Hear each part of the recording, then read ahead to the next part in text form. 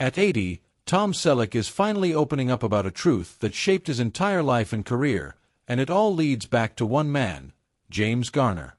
Born Thomas William Selleck on January 29, 1945, in Detroit, Michigan, his journey to Hollywood wasn't planned. Raised in a working-class family, he moved to California and earned a basketball scholarship to the University of Southern California, playing for the USC Trojans while studying business. Acting wasn't even part of the plan until a drama coach saw something in him he hadn't yet seen in himself. A few commercials later, especially those unforgettable Pepsi ads, and a quiet transformation had begun. After years of small television roles, including a guest appearance on the Rockford Files, the moment that would define him finally arrived.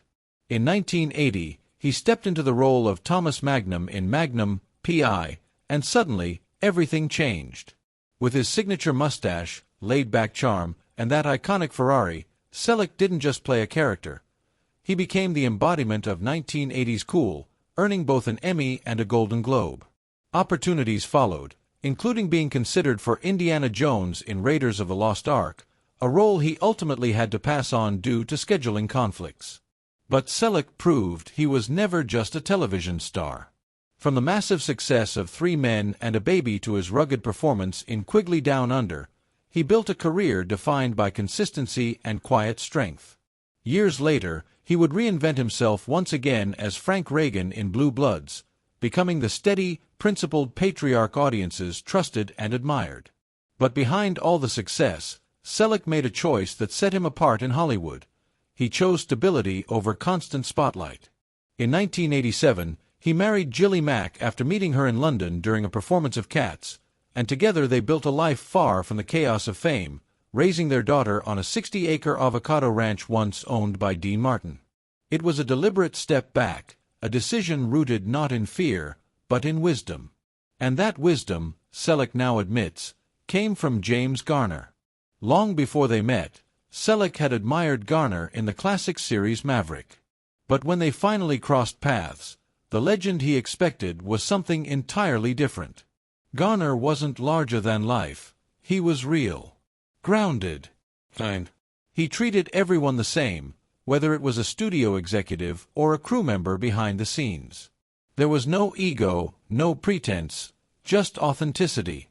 Selleck has often reflected that Garner didn't just influence his acting, he reshaped how he viewed success. Garner warned him about the dangers of fame, the ego, the entitlement, the slow erosion of character that can come with chasing more. Those lessons stayed with him, guiding his decisions both on and off screen. Now, at 80, Selleck says the greatest achievement of his life isn't the awards, the hit shows, or the iconic roles.